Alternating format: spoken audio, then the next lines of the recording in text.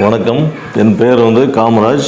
நான் அரியலூர் மாவட்டம் ஆண்டிமடம் ஒன்றியம் குவாகம்ங்கிற கிராமத்தை சேர்ந்தவன். நான் அடிப்படையில் எம்எஸ்சி அக்ரிகல்ச்சர் முடிச்சுட்டு விவசாயம் பண்ணிட்டு இருக்கேன். கடந்த ஒரு 2017 சமய சாகுபடி பண்ணிட்டு இருக்கேன். சொந்தமாக போர்வெல் இருக்கு, செம்மண் பூமி, அதனால் நல்ல நீர்வளமும் இருக்குது. அதனால் சமய சாகுபடி தேர்ந்தெடுத்து பண்ணிகிட்ருக்கோம். இடையில இது எப்படி பயிர் பண்ணணும், கல்டிவேஷன் சம்மந்தமான தொழில்நுட்ப உதவிகள்லாம் கேவிகேயிலேருந்து எங்களுக்கு அந்த தகவல்லாம் சொல்லி இது பண்ணாங்க. அது எங்களுக்கு ரொம்ப உதவியாக இருந்துச்சு.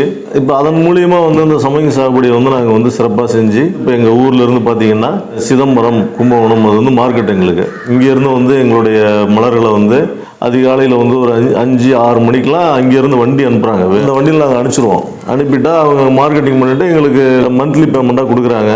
இந்த சம்மங்கி என்பது ஒரு விவசாயிகளுக்கு ஒரு லாபகரமான தொழிலாக அமைந்திருக்கிறது என்பதில் எந்த மாற்று கருத்தும் இல்லை. அதனால் விவசாயிகள் அவங்களுக்கு நிலமும் நீர்வளம், நிலவளம், அனைத்து வளமும் சரியாக இருந்தால் கண்டிப்பாக இந்த சம்மங்கி சாகுபடியை செய்யலாம். அதற்கு நமக்கு அருகில் உள்ள கிரீடு கேவிகே உங்களுக்கு அனைத்து வித தொழில்நுட்ப உதவிகளையும் கொடுப்பாங்க.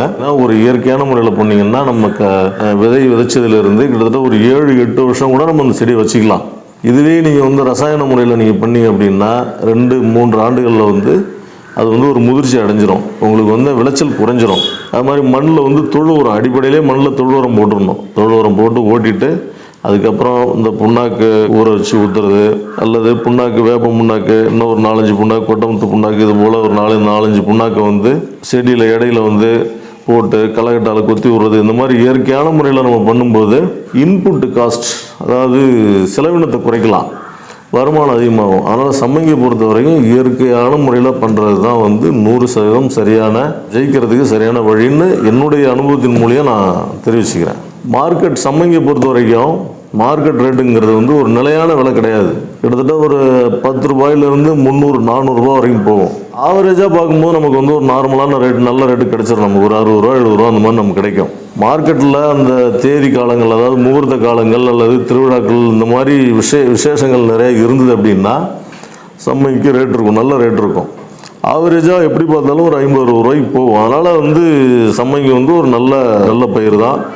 எல்லா விவசாயிகளும் குறிப்பாக மண் வளம் இருக்கணும். அது பார்த்திங்கன்னா மணற்பாங்கான நிலத்தில் வராது. கண்டிப்பாக செம்மண் பூமி, ஓரளவுக்கு களிப்பான பூமி, அது மாதிரி உப்பு நிலத்தில் வராது.